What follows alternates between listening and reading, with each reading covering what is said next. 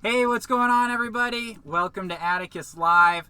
Glad to have you guys. Sorry, I believe that we are live. So we have in the house Hugh Van Dyne, Brad Scott, Joey Adams, Yuba Sinat. Yes, maybe. Yeah, absolutely. Hell yeah. Sea Chef Jerry, Diane Andre. We got Marks T, Douglas Sprague, Stephen Lee, what's up? Get Me Out of Iraq, 05. Let's see. Jeffrey Gello. I always pronounce your name wrong, but thanks for joining us again. We got Taylor Huff. What's up, Taylor? Oh, nice. SV Brujo. Lisa Zach, Blimp Commander, Navarre, here with us again. Lone Star CJ, Daniel Oliver, what's up? Got a couple patrons in the house. Sandy Niles, hey girl. Hans Duveau, I like saying that name. Let's see. Frank Hopland, Front Porch Wines. Ah, man, now I want some wine. Dan Wasserman, we got Warp 21 Drive. He says hi from Warren. What's up, Warren? Your latest messages on Patreon have been super helpful, by the way, about the mast repair and everything, so thank you. Let's see. Postdoc Tales, Jennifer Seaman, Steve Hunter, Brad Oldman, Gary Guthrie. I'm so bad at pronouncing last names. You want to take over? Sure. We got Stacy DePaolo. What's up, Stacy? Dave Pallotta, Robert Smith, Sia in Belize. Sia in Belize. There you go. Nice. Lonely Ocean, Christopher Keeler. We got Arnie Harper and Mitch Louderback. All right. Nice. How are you all this evening? Welcome back to Grand Cayman once again. Yep. Yeah, We're still here. We are still here. We haven't moved. We've literally been sitting right here since we saw you guys last. I haven't showered in a while. Yeah, it's getting pretty gnarly. Actually, no, it just rained about an hour before we started, so we both took showers in the fresh water. It was great. Yeah, it was a very conveniently timed squall that came through. Like we just got done with work, we were editing today. Just got done and we're like, oh, nice, squall just came outside and got a free shower. So that was, I was like, wonderful. Quick, get the loofah. It was great. Yeah. So, guys, we got a couple of topics that we were going to discuss today, but as usual, ask away your questions and we will try to get to you. First super chat of the evening, we got Claude Dan Ellerby. Nice, thank you, Dan and Cheers, Teresa. Dan. You guys are awesome. Yeah, and speaking of super chat, we always completely appreciate super chat. And also, if you're in the giving mood this evening, you can check out our PayPal, which the wonderful Dave DV Zier should be here this evening, and he can post a link for. There he is. He can post a link for our PayPal account, and we really appreciate PayPal because they don't take hardly any cut whatsoever, whereas YouTube does a little bit. Mm-hmm. But regardless, so we are going to be talking about... Well, hold on. And I finally got our PayPal situation set up so we can do shout-outs to PayPal donations as well today. So that'll be exciting. There you go. And today we're just going to talk about kind of what's next. We finally got a weather window for Panama, fingers crossed. We're going to be leaving this Sunday. And one of the reasons it's been a little bit, we've been a little bit conservative with our weather window is because we are getting into hurricane season. So Jordan's going to talk a little bit about the weather patterns that we've been experiencing around the Grand Cayman and towards Providencia and San Andreas, where we're heading to next. That's right. Quick shout out. Liz Miller says hey, that Liz. She wanted to say one more time how much she likes the music in the cool. episodes. Thanks, Awesome. Liz. Really appreciate that. So we are looking at potentially sailing south on Sunday. The weather that we've been looking at has been we've passed one good weather window since we've been here in Grand Cayman. But we just had more things that we wanted to do while we were here, and so we kind of passed that up. And so I was getting a little bit concerned because the last week and a half the winds have been extremely strong in the central Caribbean, and so just way too strong for us to try and have an enjoyable sail to Providencia. Mm-hmm. But starting this Sunday, we get some rather light winds, and they're just a little bit out of the north, so I'd call them east-northeast, maybe even just closer to east, coming in at about 80 degrees, something like that. And what I really like about this weather window, I'll briefly talk about it, is that looks like we're going to have quite light winds starting on Sunday. And I really want that because we want to get at least 150 nautical miles off of the Nicaraguan coast to avoid the piracy that's becoming a really big problem in that area. And so to make 150 miles, we've got to, make a little bit of easting, not a lot, but a little bit. But on top of that, there is some west flowing currents on our path down to Providencia. And so the combination of the currents and the fact that we do have to make a little bit of easting anyway means that we may have to be a little bit hard on the wind, particularly at the beginning of the trip. And so we've got, 8 to 11 knots that first 24 hours, and that'll be good wind for being either close hauled or on a really tight close reach.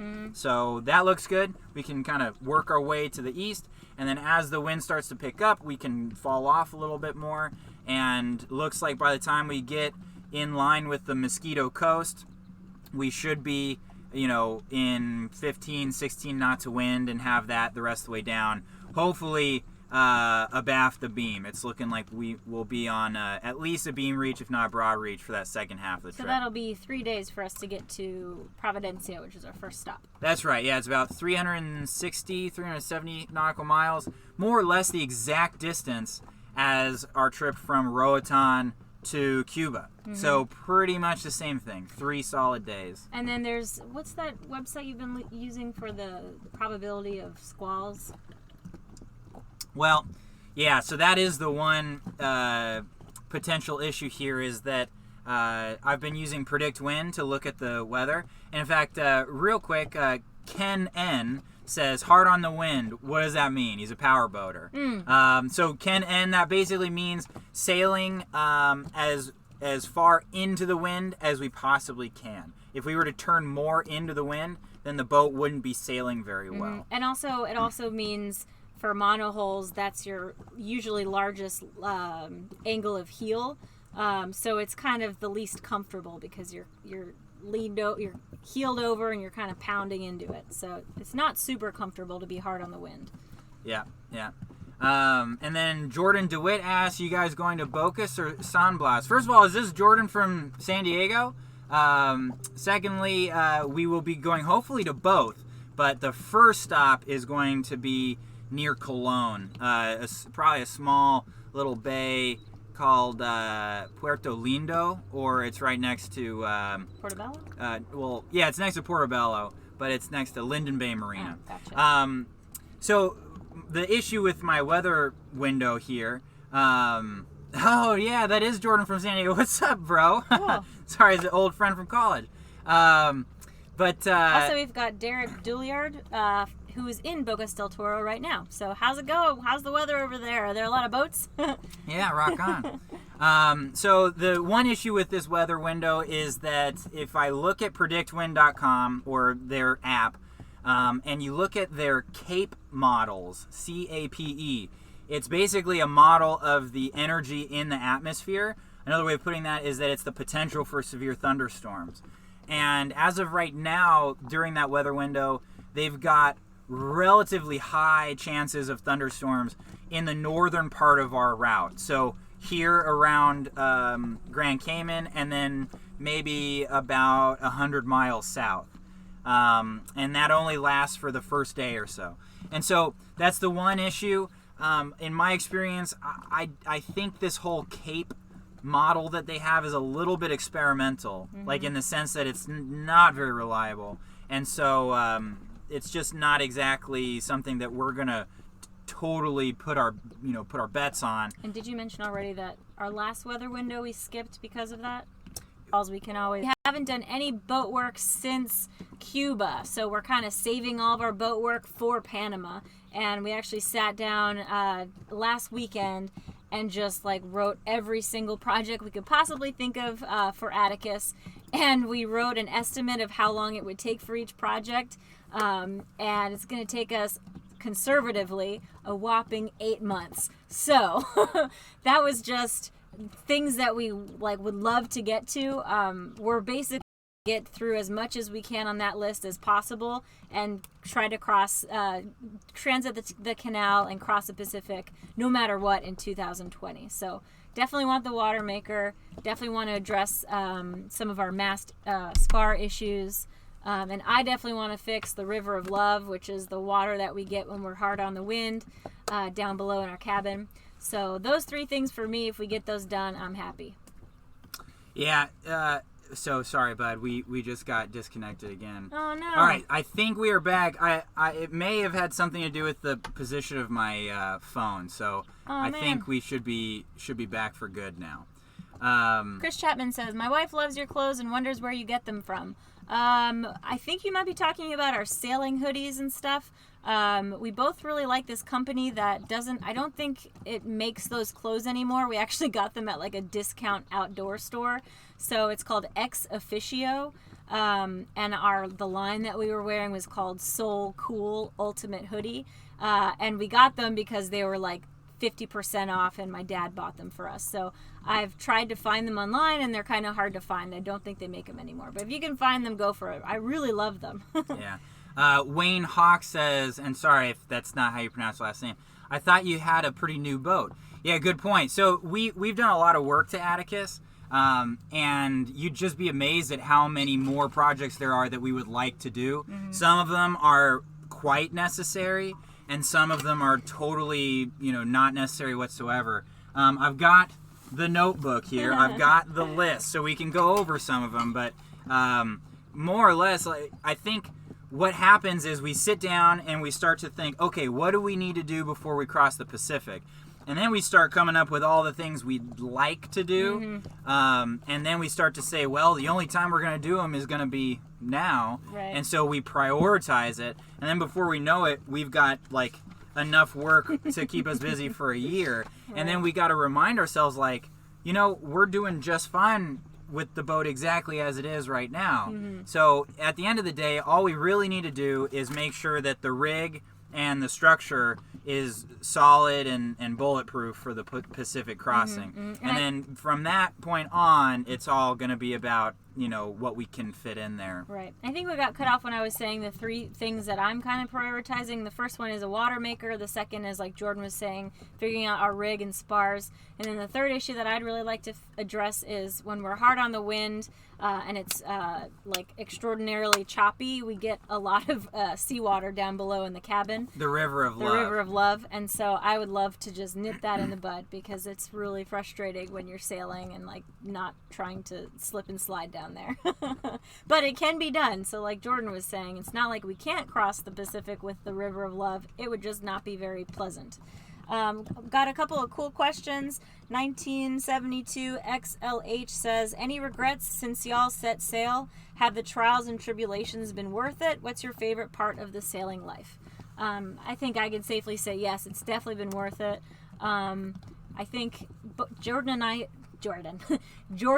I think we both kind of have this fundamental belief that the more trials and tribulations you go through in life and you come out on the other side successful, the more character you have and the more meaning or potential for meaning you have in your life. And so we both really value challenges.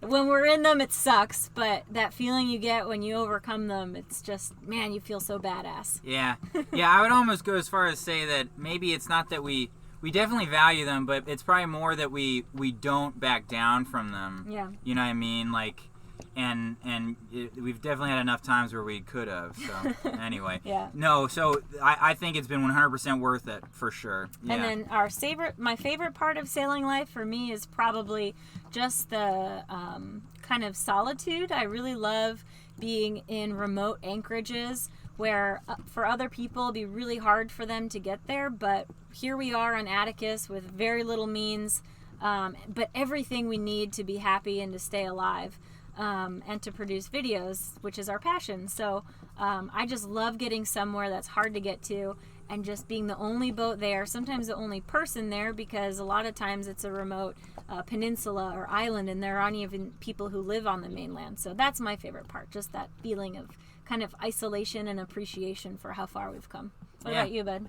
Favorite part Yeah. of just the whole darn thing? Favorite part of sailing life? Oh, I think my favorite part of sailing life is that I can keep. The moment I start to get a little bit, I don't want to say bored. The moment I start to take a place for granted, we can change everything, and then I instantly stop taking it all for granted. Yeah. I like that a lot. That's a good one. Okay, so we got a quick point here. Lawrence Ronaldo asks, as you cross the Pacific, will you be polywogs, or is there a possible shellback ceremony planned? So as I understand it, correct me if I'm wrong here, Lawrence, but polywog is what you are before you've crossed the equator on a ship, on a boat. And then a shellback is what you are if you have crossed the equator. And a shellback ceremony, which I remember I saw Delos's, I don't know if it was their first equatorial transit, but yeah, they did one of those. Yeah. And I believe that, I don't know if you can do the ceremony if there's no one on board who has already crossed the equator. Huh. Yeah, let us know. For those of you out there who know these ceremonies, let us know. Right, yeah, because I think generally what they entail is like the people who have crossed the equator like hazing the hell out of the people that haven't. Gotcha. So, We could just haze each other for fun. yeah, great idea. We got a couple of super chats also. John and Larissa Turner, thank you guys so much. Cheers. We've got Peter Trin, you're awesome. We've got Arnie Harper, thank you so much. Marty Handley, nice to see you again. Hey, Marty. What kind of beer are you drinking tonight? Let's see. We've got Jordan DeWitt. Oh, sweet. Oh, thanks, Jordan. And we've got Chad. He Cheers, says, dude. Cheers. We're both just on water. Well, you're on coffee. I'm on water. We're getting low on our stores, so. Yeah, Brad Scott, what are you drinking tonight? Are you on the coffee? You on the crack? Chad says, really enjoy your channel. Can't stay tonight, but wanted to give something. Aw, that's awesome. Really cool of you. And I think that was all on Super Chat. If you want to get to a couple questions, and I'll get all PayPal ready. So Sean E. says, how bad is piracy in the Bahamas and the Caribbean? I'm thinking of the cruising lifestyle between there and East Coast USA solo when I retire. And to be honest, by the time we do this trip down to Panama, we will have gone through pretty much the two worst places for piracy in the Caribbean, I think. Hands down, the worst place is the Mosquito Coast, so the corner between Honduras and Nicaragua. Outside of there, I've heard some issues in Haiti, but like very particular. I wouldn't even call it piracy. You know what I mean? I've just heard some anecdotes of crime there. But then again, like Sailing Uma says it's super safe there. So all I'm trying to say is I actually don't know of any other part of the Caribbean that has like a true piracy problem outside of Honduras and Nicaragua. I think maybe Venezuela is starting to get pretty sketchy, but I don't even think it's like a organized piracy there. So And the sailing community is so small that sometimes you get a fluke accident or crime, and then everyone hears about it, and then that area sometimes becomes somewhat known for piracy. But so, for example, there was an incident in I think either the San Blas or Bocas del Toro recently, right? it was San Blas, yeah. And that was the first incident pretty much ever, right? That was reported on. Well, first violent incident, yeah. Right. So basically, a guy got shot, as I understand it, and it sounds like it was more or less like a theft or burglary gone wrong kind of thing, and they caught the guys that did it, and it was like a big deal. So yes, that's terrible that a man was killed. I mean, that's awful, but to show you how rare that is, I mean, it was everywhere. Like all the cruisers in all the Caribbean, I feel like, have heard about it, because it's that big of a deal. So for someone to get killed while cruising is regional news, as opposed to a lot of very normal places in the world. That being said, we do have some security projects that I'm excited about that we're going to get to. I guess that's the fourth thing I want to get done for sure in Panama, and it's security bars. So we want to get stainless steel bars for our companionway that lock from the inside and then from our forward hatch, so that if for some reason we were boarded, we could just kind of sequester ourselves down below. And I've heard that's one of the strategies that people do. They take the keys out of the ignition and just hide down below. Really good question. Do you have PayPal up? I do. Okay, well, just real quick, I just want to answer it. Brad Scott just kind of turned me on to this question. Adventures of SV Nepenthe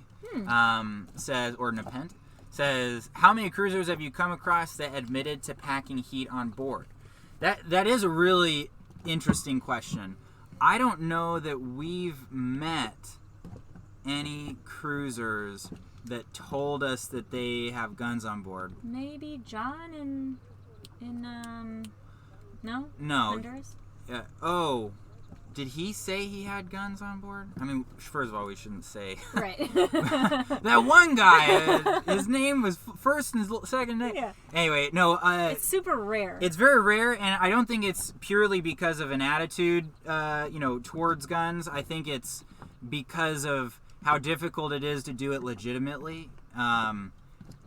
Especially in the countries that we've been in, most of them you have to declare it, you have to drop it off at customs, and then you have to go back to that exact same customs office to get it when you clear out of the country. And a lot of the countries that we go to, we end up clearing out of a different port than we clear in. And so by hundreds of miles away sometimes. Yeah. So, but at the same time, good way to phrase that question, SV Nepenthe, because who knows? Maybe people do it illegally. We personally haven't had a dog search Atticus yet, and that was always my big thing about guns. Would be if you did it on the DL, man. If they brought a dog on and they found it or the ammunition, like, you could be really screwed. Right. And actually with our spear gun, we had to declare that in Grand Cayman. And so when we check out, they're going to bring it back to our boat, actually. And we were kind of thinking about just saying we didn't have it. We didn't have a spear gun just so we wouldn't have to worry about it. But we decided, we had read that they board your boat. And every country that we've been to, they handle check-in differently. I think we've only been boarded in Guatemala and Cuba, I believe. And so it's not that common for officials to come on board, but we had heard that Cayman does, and so we were like, let's just turn it in. We're not going to spearfish anyways. And it's not that we want to keep it on board to do something illegal. It's just that it would be a big hassle to have to check it in and do the paperwork for it. But sure. Yeah. Anyways, got some shout outs from PayPal. We've got Ronald Jersky, Carlton Oldman, Brett Vietz, West Shop Corp, DSO Technologies. Thank you. We got Mark S. Lee Jr., Brett Johnson. Aw, sweet. Hey, BJ. Stacy DePaolo again, and Corbin Smiles. You guys are awesome. Well, cheers guys. Really appreciate it. I gotta answer this one. DG says, what's the best beer out on the sea? I'd love to know what you guys think about, the best beers that you've had, underway or exploring by boat or in the Caribbean or wherever. But I'd have to say that the best that we've had is probably the IPA in Roatan in Honduras. They've got an IPA from a local brewery there. And it is definitely the best beer that I've had in the Caribbean, for sure. Yeah, that was good. But like constant, not craft beer, like constant, like steady. Indio was like actual national beer. Yeah, like national beer. Indio was pretty good in Mexico. Indio a little bit darker. Was very like solid, super solid. Yeah. And then light beers, I really like Pacifico from Mexico with a nice lime. Let's see. Jennifer Seaman says, did you decide not to come to Oriental or Southport, NC to stay for a bit and do repairs? Yeah, essentially we got all the way from Cuba to the Cayman Islands, and we realized the amount of time it's going to take us to get all the way back to the United States wasn't going to be worth it. So we decided to just keep on going towards Panama, put our heads down, work as hard as we can. Even though it's, not as convenient as, first world kind of location where we could get materials easily. And what else is a good thing? That's basically the best reason, or the biggest advantage of being in the United States. Even though we won't have that in Panama, we'll be closer to the canal so we can cross. So that's kind of our plan. Which is huge, you know what I mean? Because that represents quite a bit of time that we'll be able to work on projects and do some real cruising, like get to check out the Sandblast Islands. Like where we're going to do most of our work in Puerto Lindo or Linton Bay, probably. I mean, it's basically 40 miles from the Sandblast Islands. So, I mean, we could just shoot over there for a week at a time whenever we want. Couple of great comments on like security and firearms and everything. First of all, nobody 46820 says dog's sense of smell can be defeated. I'd be curious to find out about that. I'm not going to search it myself because I don't want to end up on some kind of weird government, list or something. But maybe we could talk in person about it someday. And then I can say here. Sorry, I just lost it. Sailing Segundo says flare gun can do some damage. Yeah, and we've known people that kind of like they do the half and half. They don't carry a gun necessarily, but they carry a flare gun, and then they carry the like exchangeable barrel that can fire a 12 gauge shotgun shell. And so that's another workaround, right? We don't have that. And then Darren Coyle says the penalty for not declaring a gun in many countries is severe, right? And that's why this question, there's just no like right or wrong, because no matter what, it's like it's not ideal, right? Like having a firearm would be nice, obviously, but it's awful doing it legitimately. Doing it not legitimately has serious consequences. And then I got some questions if you're ready. Well, there's just one more, and I want to find who was saying it. Somebody was talking about using wasp spray. Or bear spray. We have bear spray. So whoever was saying that, we got a lot of sprays on board. Like, don't accidentally wake me up in the middle of the night. You might get sprayed. Yeah. But so that's my big thing actually is, and I know that technically there's some pepper sprays that like you have to declare when you go into a country. The thing about those pepper sprays, and I don't know the actual laws in each country, but it's the kind of thing where if you got caught not declaring like a handheld size bottle of pepper spray, like I don't think you're going to jail. You know what I mean? Like you don't look like you're trying to do something shady. Like it can be kind of an honest mistake at that point. Don't quote me, right? But it just is one of those things that like I really feel strong about my ability to like talk my way out of that one. And so we've got several handheld bottles of pepper spray on the boat. Is yours handy at all? It should be. Usually it's right there, but it's down below. Yeah, and then Desiree actually keeps one in her backpack. So like when we go ashore and she's got a little backpack, she's got one on her hip strap. And then pretty much like we basically our responsibility breakdown when we get to a new location. A lot of the times Jordan is catching up on editing videos, and so I like go ashore and get the water and the gas and the provisions and figure out the money situation. And so a lot of times I'm going into brand new places, not knowing anything about the lay of the land, just like hoping people are nice and can point me in the right direction. So depending on how the vibe that I get, I either always have it with me or I just have it in my hand ready. Yeah. Just because I'm like, I'm extra paranoid, but it allows me to be extra friendly. Nobody knows that I have the pepper spray in my hand, so it gives me the kind of security where I don't have to act like everyone's gonna come and harm me. Yeah. They don't know I'm freaked out. Yeah. So Joffrey Gello was the one that was talking about the wasp spray. Gotcha. And so I'm going to look into wasp spray. My thing is Matthew Smith says bear spray all day.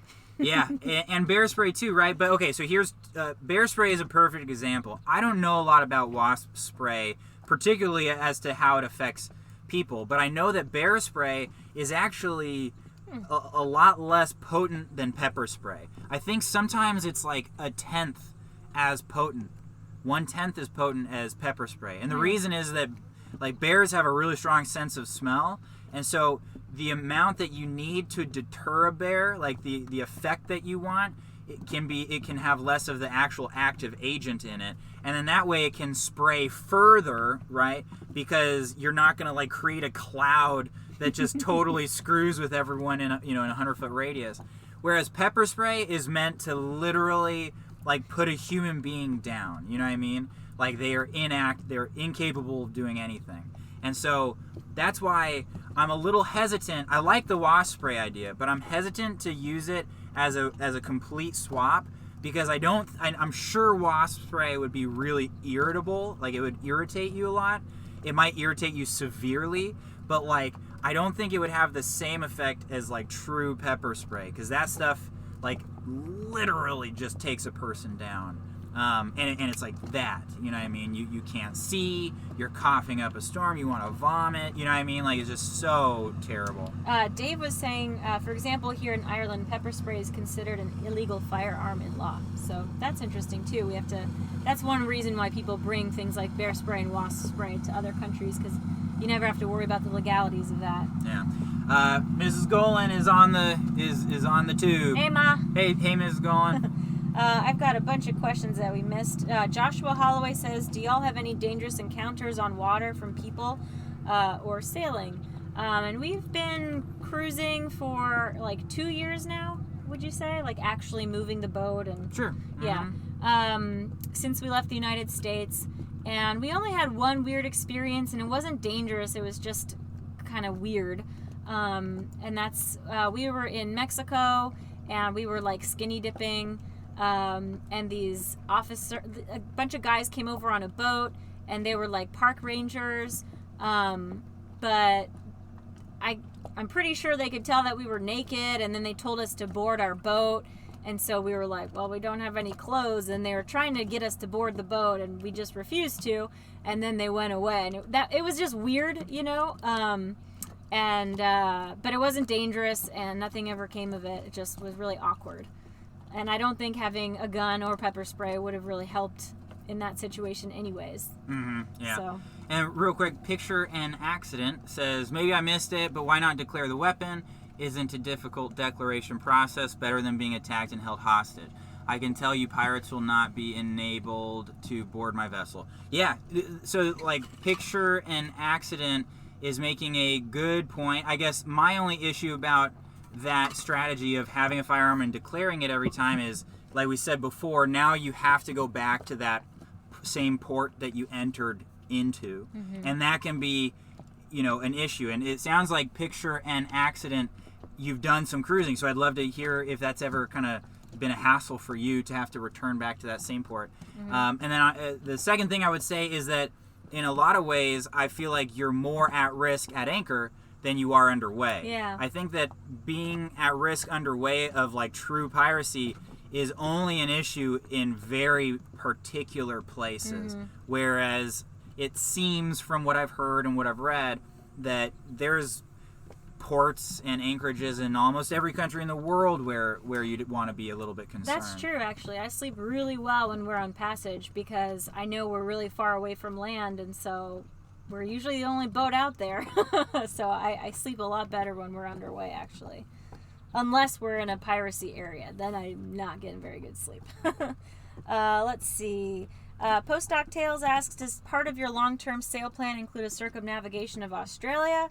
Don't know for sure, but we would love to make it over to Australia. Yeah, definitely. One of my big, bucket list things is to see the New Year's Eve fireworks show in Sydney. So I can tell you that's on the top of my list. I don't know about a circumnavigation of Australia, but definitely a lot there that I would like to see. Another cool question. Sean E. asks, is the cruising lifestyle cheaper than living in a home on land? And I think what we kind of tell people is whatever your budget is on land, you could safely say that's going to be your budget on the boat. Like, not much changes except for living expenses. I guess I'm just talking about food. Well, okay. I think maybe to put what you just said in different words, we've often told ourselves what Bernard Matissier said, which someone asked him, how much does it cost to cruise? And he said, everything that you have. And in a lot of ways, that's a very accurate answer because people tend to spend what they can, right? So if you don't have the money, then you just never go to restaurants and you never buy fancy stuff and you can get by. If you do have money, you end up going to restaurants and you end up spending it then, And so I will say I think there's a good anecdote. Paul, my good buddy Paul Jellica, he's one of the, what's a nice way to put this? He's very tight with his money. He's very good with his money. Like he doesn't spend very much. He's very frugal. That's the word. He's very frugal, and extremely frugal, way more frugal than we are. And we're able to spend less money than he does every month, right? Simply because we're on a boat and he's ashore. Right. So the fact that our monthly budget is lower than his, to me, is definitely proof that being on the water in certain countries can be more affordable than being on the water. But the thing is, in the third world, right, in a lot of Latin America, you can basically anchor anywhere for free. Whereas if you're going to be in certain parts of like Florida, for instance, that's just not going to be the case at all. And so you're going to have to be in a marina, which is going to represent a significant cost. And so there you go. And our biggest expense is usually food and then boat maintenance. So our food expenses don't really change when we're living on a boat or when we were living ashore. So that's pretty much the same for us. It's not like once we move on the boat, we spend less on money or more on money. And our kind of food philosophy is because we don't eat out pretty much ever because of our budget, we like to splurge on really fresh vegetables and meats when we can. And I never buy fish. Because we can always catch it. And that was a question from someone else. A Gallher says, do you do some trolling while sailing or motor sailing? If yes, what is the gear that you use? And we have a pole down below that was gifted to us by a fisherman in Key West who does intense... No, that came with the boat. Oh, yeah, you're right. But Shane gave us the... No, the whole thing came with the boat. I thought he outfitted... He, took it and, made it better somehow, didn't he? Not really. Yeah. He said he was going to. Oh, I thought he did. So, yeah, it's I can't remember what the pole is, but it's a Penn reel. I think it's a Penn Senator, I believe. But it's basically your, standard stand-up rig, I think is the phrase. I honestly can't go into much more depth than that because I'm not very good at deep sea fishing, and so we've got a plug that I like. That's about all I can say. And then about that. we actually don't troll very much because when we do offshore passages, to be honest, we're both kind of just tuckered out most of the time. So we do 4 hours on, 4 hours off. And so if you catch a fish, that's another 2 hours worth of work for somebody. Right. And I really like for Jordan to be well rested because he's the decision maker. And so he would I could gut the fish by myself and clean it, but I don't really want to. Yeah. So we both really enjoy spearfishing. So a lot of the times we might not troll on a passage. Maybe if we have a day sail, we'll troll. And then other than that, we just love spearfishing. And it becomes an activity for us to do something fun and get off the boat as well. Yeah.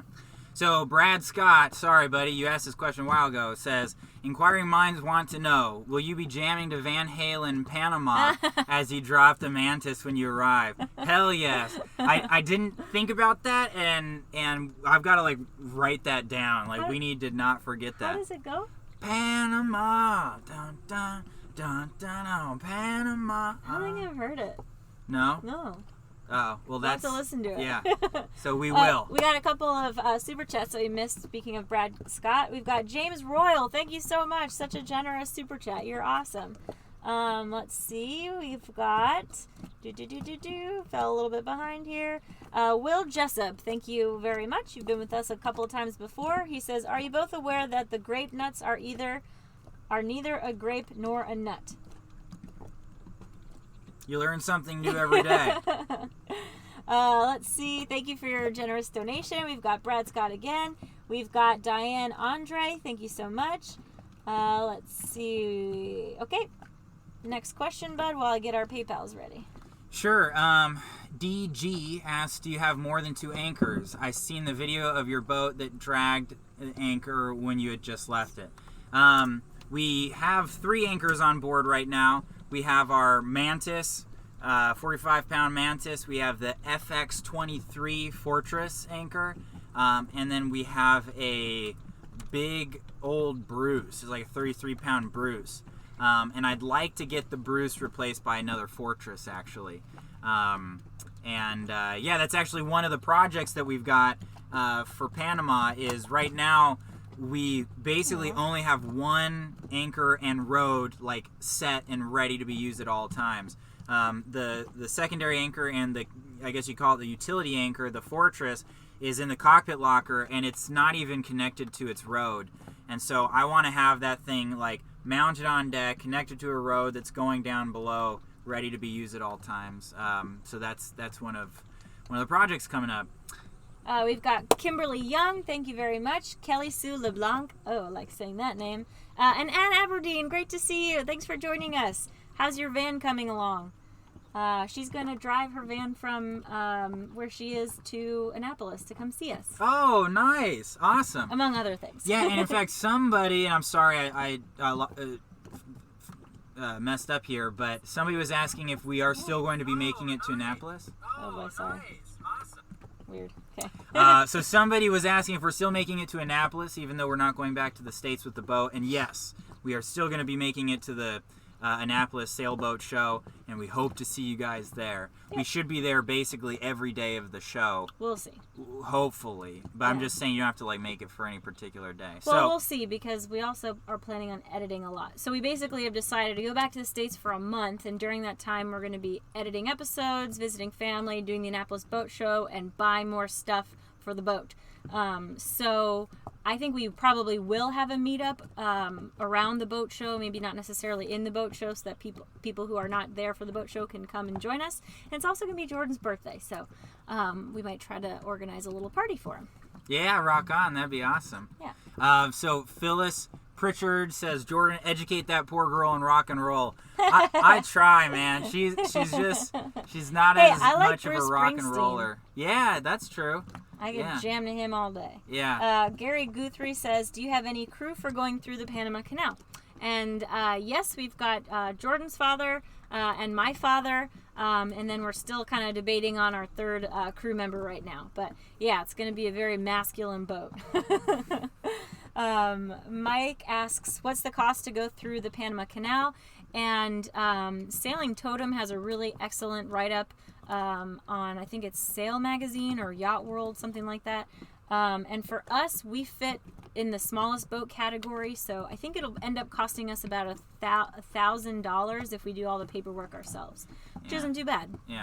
Yeah, and I'm very excited about it. I'm actually right now, here's a fun book for anybody looking for a good book to read. I'm reading A Path Between the Seas.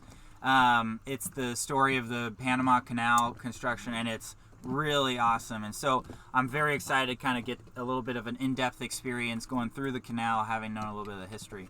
Bojan T asks, has sailing changed the way you view U.S. culture and Americans? And if so, in what way? Thanks. Do you want to answer that first? No, you go first. So, Bojan, that's a really great question. I feel like I, got into traveling, and I really wanted to see the world because I had, kind of a harsh opinion of the United States when I was younger, like in my early 20s. As I've been traveling and as I've been seeing more and more of the world, I would say that I've come to appreciate the United States more through our travels. A small example, there's a diner here, like down the road, and like we've been going there for breakfast on the weekends, and it just makes me so happy to like be able to order like biscuits and gravy and like have someone like walk by and refill my coffee like every 10 minutes, And it's just like an American diner that's like done well is such like an efficient, wonderful morning machine, And so anyway, I think that our experience in Cuba really gave me a new appreciation of capitalism in general. Yeah, that's true. And I think our experience in Latin America has given me an appreciation for relatively well-functioning institutions, right? You can say a lot of bad stuff about America's institutions, like there's a lot of ways they can be improved, but it's just not as wonky as a lot of Latin America, and that's just period, And so you start to get an appreciation for, I guess it was very easy for me when I was young to criticize, United States and criticizes institutions. And now I'm looking at them like, you know what? Like, it's actually hard to put together a highly functioning state, you know? Yeah, I would say I've recognized how lucky we are to have been born in the United States.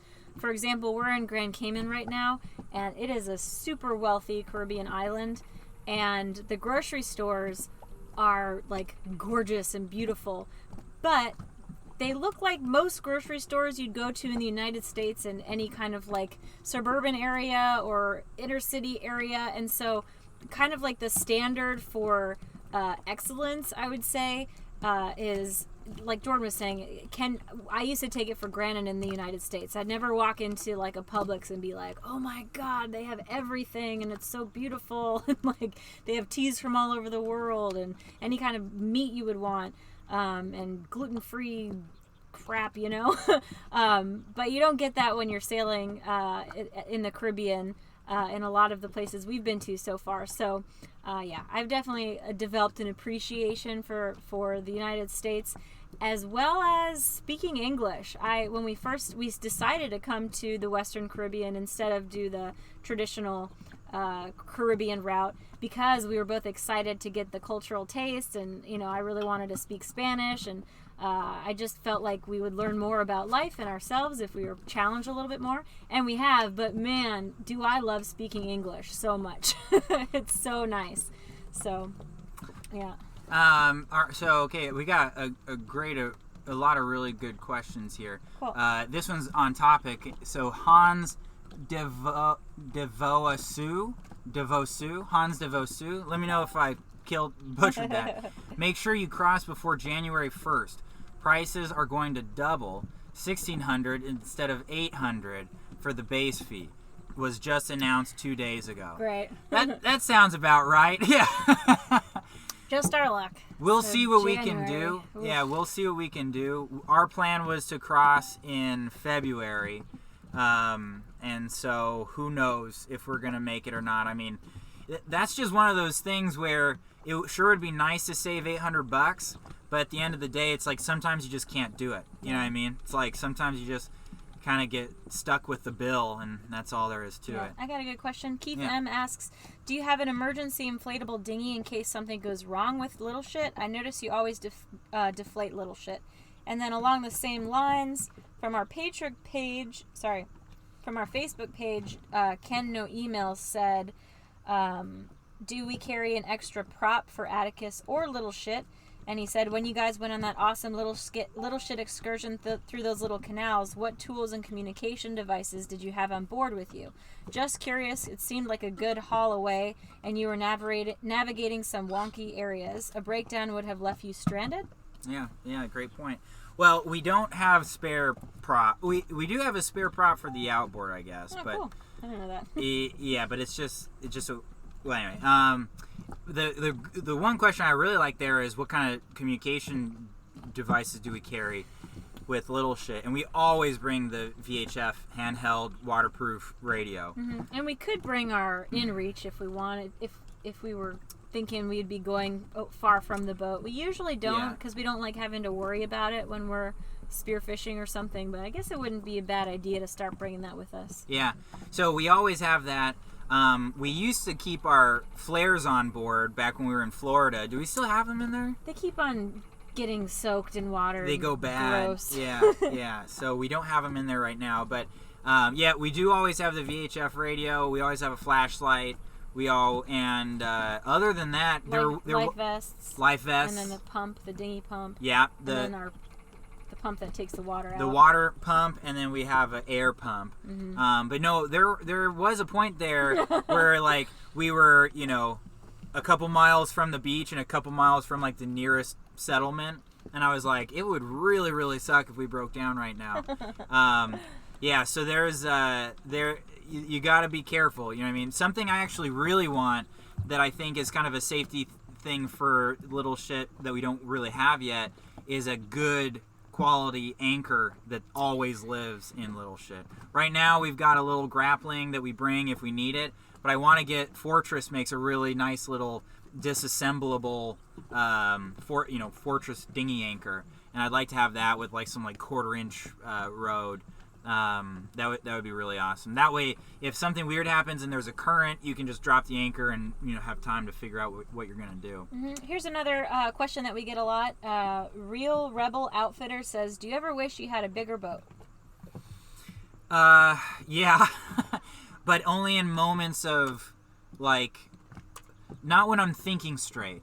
Right? It's like when Desiree and I are both down below and it's raining out and we're editing and like we can't really leave and we're packed down there and I'm trying to and I need to get something that's in a compartment below her feet. It's just like a nightmare, and it's like a Tetris game. And so moments like that, I'm like, get me the hell out of here. But obviously that's just the frustration speaking. I mean, it's just the challenges of living in a small boat. The fact is, if we had a bigger boat, there's no way that any of this would have happened, because we wouldn't have been able to afford it. We have gotten by on living on a extremely low monthly budget, and that's the only reason that we've been able to pull this off. So. Ooh, I just burped. Let's see. Eldon Arkansas asks, are there places you didn't or haven't gone because the entry fees were too much? No. Right? No. We may have stayed in Belize a little bit longer. Yeah. Belize is one of those countries where it's like, okay, you get a month and it costs you, what, $150 per month? I think it was like $2. I think it was pretty expensive. It was $75 per person, right? And then we had to pay the import for the boat, I think. Oh, yeah. Anyway, like Belize is expensive because it's monthly. Yeah. And the groceries were expensive, so we were spending like $150 every week for groceries. Oof. Yeah, exactly. But so anyway, we haven't not gone somewhere because it was expensive. But that's another reason why, for example, we chose to have a small boat because, we put everything that we have into Atticus and we can afford it, so we can still have some fun while we're off the boat and kind of dedicate our extra finances to adventure, and then getting a badass dinghy that can plane, and then having an inReach for communication. So that's another reason why we went with a small boat, and I think we appreciate it. Yeah. John Bushel is saying, going to need a baby birth anytime soon, Des. And so, we've kind of been talking about it. I think we are we're getting serious about the baby thing. In the sense that we're starting to kind of plan it. And so we're thinking after the Pacific crossing, we're going to try and find some kind of scenario on, in the other hemisphere, where we can potentially fly out, get her back to the States, or do whatever we want to do, and then have some relatively low-key cruising, or like easy cruising somewhere over there. So we've kind of got to do some our homework on that. Yeah. But we're at the point where Jordan has been wanting kids since day one, and I've been kind of a little bit just not ready yet. I always felt like we worked so hard on Atticus, and we finally, and we worked on it for 3 years, and then we finally started sailing, and then we got stuck in Isla Mujeres, and then we finally started sailing a little bit, and then it just felt like it was a lot of stop and go, and I just felt like I was missing out on. I wanted to just really travel and cruise full time until I felt like I was ready, and it felt like I wouldn't be giving up much by having a baby and new responsibilities. And so now I'm at the point where I'm kind of like, yeah, I get it. You go to a new country, you get water, propane, diesel, see the sights, meet new people, but you just keep on doing that over and over again. And so I'm at a point where I don't feel like I'd be missing out. I feel like I get it. I feel like I've had that really good experience so far. So I'm finally ready to move forward and have a new responsibility. Joey Adams was asking, do you or have you ever practiced overboard drills? And that is a great question. Jordan? We haven't in a long time. Yeah. We did. You used to. And we haven't in a long time. Yeah. So that is something we need to do. And in fact, it's something I would like to do in Panama, is get some kind of man overboard flag or buoy that we can deploy easily. Because, yeah, in my opinion, that's the key to a man overboard drill. Like, definitely getting the boat to stop and turn around, but having something that you can toss quickly so that the person's visible. Mm-hmm. I think the other thing that we're actually going to do, as per the request from my dad and a lot of viewers after our video of us sailing to Cuba, people were talking about how a lot of the time we didn't have our harnesses on, and our philosophy so far has been we put the harnesses on at night and we put the harnesses on during the day if it starts to get sporty. Mm-hmm. And I think, and this is when we're out of sight of land, Mm-hmm. and I think we're going to start wearing the harnesses more often During the day. Even if it's not that windy. I think we're just going to start doing it. Yeah. We used to say if it was like 15 knots or above, we'd strap in during the day, but maybe we could bring that down to like 10 knots. We'll see. So real quick, Steve Gerneau says, have you any thoughts to put your experience to print? And we have done that a little bit. We've gotten 2 articles published in Cruising World magazine now. And in fact, we've got a third that is basically, we sent it off yesterday. So I finally had 2 days to finish up this article we've been working on forever. And it is, when we submit the articles, they're generally not out for like 9 months or so. So you can keep your eyes out for the next article in another 9 months. So that's the extent of our written stories that we plan on producing. The YouTube channel is keeping us as busy as we can. Mm-hmm. And so for me, I like to write, but Cruising World right now is a perfect outlet. They've more or less said that they'd, in general, loosely agreed to, being cool with 2 to 3 articles a year, Mm-hmm. like feature articles. Mm-hmm. And that's perfect for the amount of time that I have to spend on it. Mm-hmm. So, yeah. And they were saying they would love to have more sewing articles and project articles and technical articles. But I like writing. I don't really like writing technical pieces. So we'll see if I have the time. And then Sia in Belize was asking, Desiree, can you talk more about your experiences aboard Sail Libra? Would you suggest volunteering to get more sailing experience? We are considering taking on the challenge. Your thoughts? And yeah, I'm just curious about where you guys are right now and kind of what your basic experience is sailing and what your plans are long term. Because Sail Libra, I think, is awesome for anyone off the street who doesn't know anything about sailing, which is really, really cool. And it's also good for someone who's taken a couple of ASA courses and they know a lot about sailing. And basically, it's a great confidence booster. It's a really good way to feel what passage making is like without having the responsibility of buying your own boat, refitting it, captaining it, weather routing, and then cooking and making sure it doesn't sink.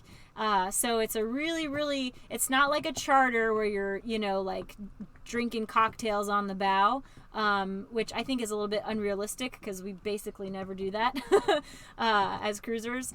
But so it's more about the passage making, which I think is one of the most challenging aspects of cruising. And so if you are thinking of cruising long term, it's a really good way to kind of get a little taste of what's supposed to be hard about cruising, so that you get a realistic understanding of what it's like. And if you can handle the passage on Sail Libra, you can definitely handle passages on your own sailboat, and it'll make you feel a lot more confident. And then actually some people on the trip that I went to, I'm pretty sure there was a couple who thought they wanted to buy a sailboat and cruise long term, and by the time they get off the boat, I don't think they're doing it anymore. Yeah. So it really will help you make your decision also about what kind of boat you want going forward. So yeah. We got a lot of feedback on the baby thing. Oh. This is kind of fun. Don't rush the baby. Yeah, Tim Dysinger says, don't rush the baby. The baby will change everything. It's a very FT job. I actually don't know what FT job means. But maybe F terrible. I don't know. Oh, yeah. got the point. We got Brad Scott's calling it Bud Light, which SV Someday was the one that coined that. Sailing Segundo says give birth in the United States. Shane Villas says Australia or New Zealand for having the child.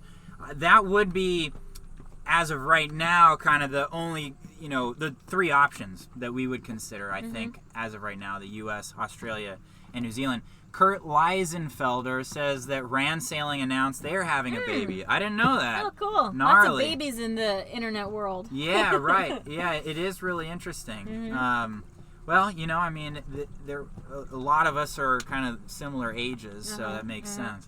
And then, sorry, but somebody here, then Tim Dysinger says young people don't realize what an absolute lifetime of work a baby is, and $500,000. I know. That's why I've been kind of a little hesitant about it. Yeah, but at the same time, like, we're also on the clock, so to speak, right? And so not to say that that's the only reason, but I think that I don't know. It's almost like Atticus.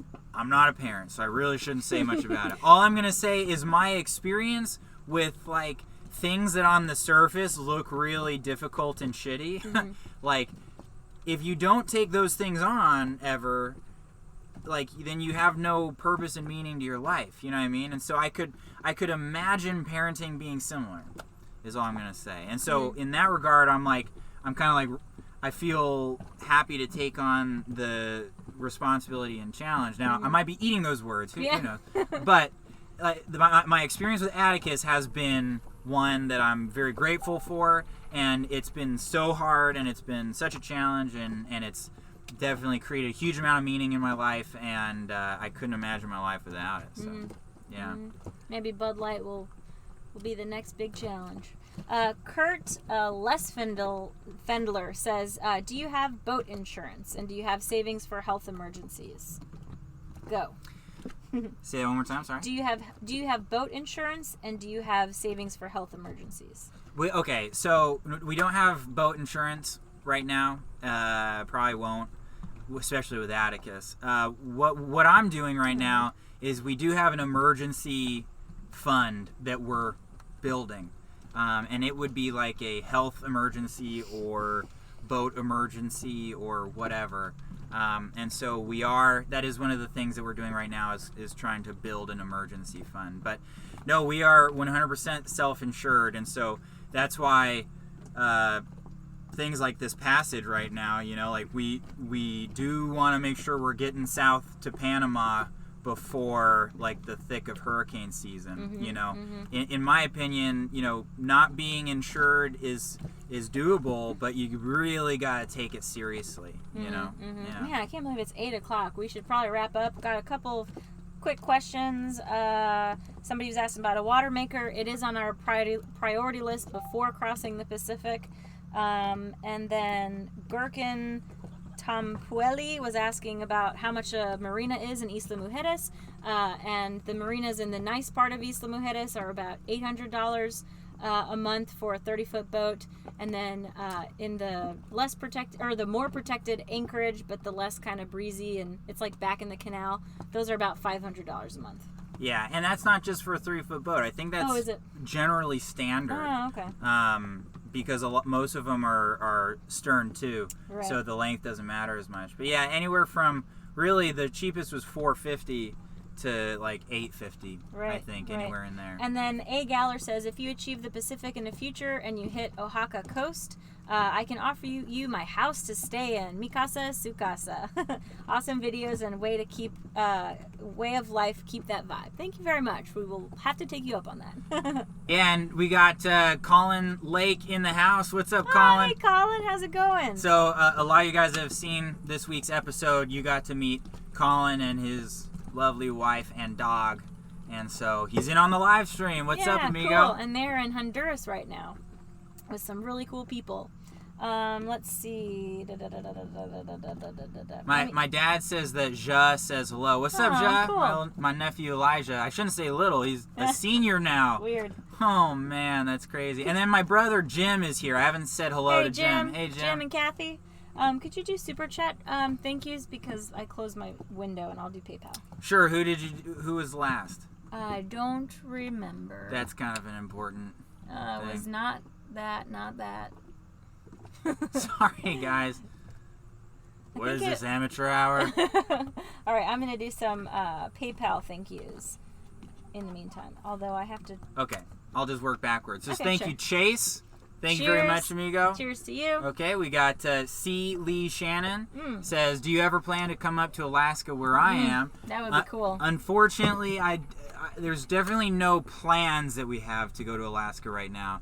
That would definitely be like an Atticus 2.0 trip. Just because I don't know if I have it in me to kind of get Atticus ready for cold climates. But I would love to do Yeah, it like sounds at beautiful. some point. So that's definitely, especially the whole like Alaska Hawaii circuit. Like I would love to do that. Okay, and then we got One Dumb Marine. It says, have you two thought of opening a sail fiberglass repair shop near where you like to sail for regenerative income while you're there, and let a local make the money while you are gone? Definitely a great idea. To be honest, right now, with our situation, the YouTube channel is basically taking up all of our time. And what little time we have, left, we are cruising, we are trying to write articles. So I think we have more or less committed to the storytelling field. There's some days where I miss working outside with my hands, and there's a lot of days where I'm very happy doing what we're doing.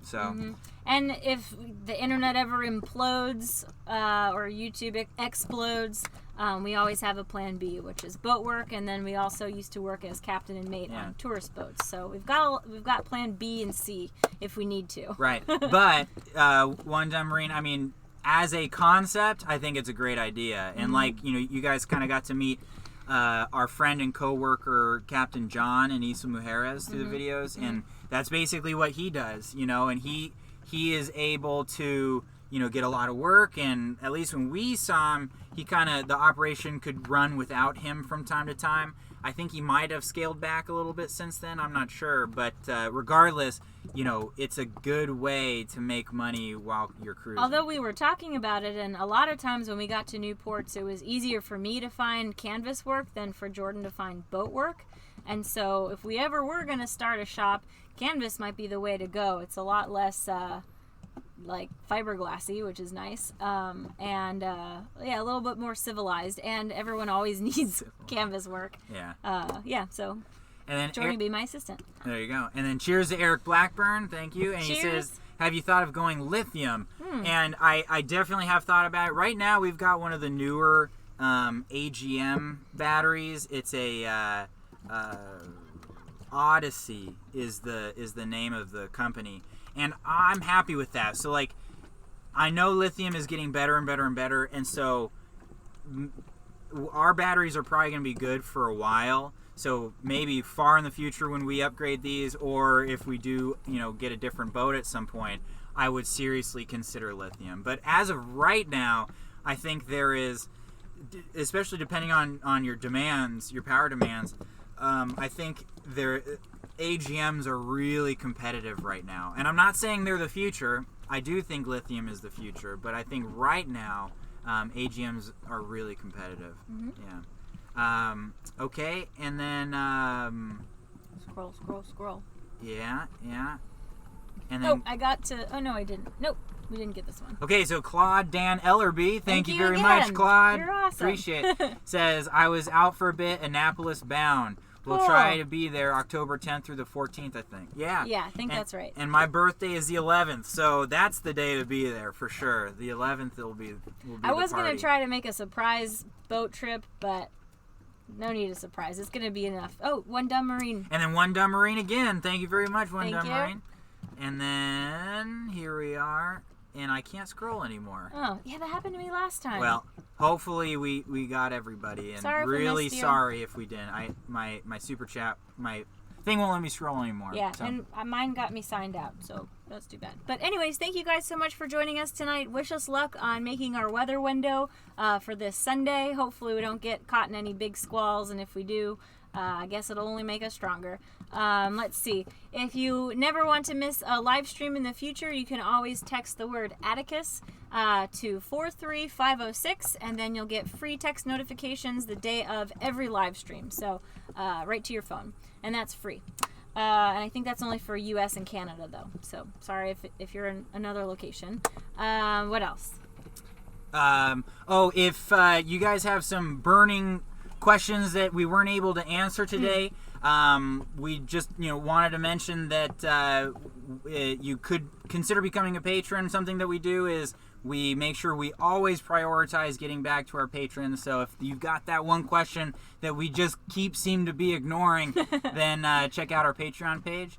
And other than that, we will see you guys. I don't know when, actually. Yeah, We'll keep you guys updated via like Facebook if we end up leaving this Sunday. It's going to be one of those things where we're not going to really know until probably Friday when we have to check out. So we'll see, but hopefully we see you guys next time in Providencia, probably, if not Panama. Yeah, if not Panama. Wish us luck. All right. Oh, and thank you, Dave, so much for being our amazing moderator. You're awesome. And for those of you who are as obsessed with Dave as we are, don't forget to check out his YouTube channel. He's refitting his own boat in Ireland and has an awesome accent and is just fun to watch. That's right. Okay. And then, yep, I think this is it. Okay. All right. Take care, guys. All right. See you guys next later. week.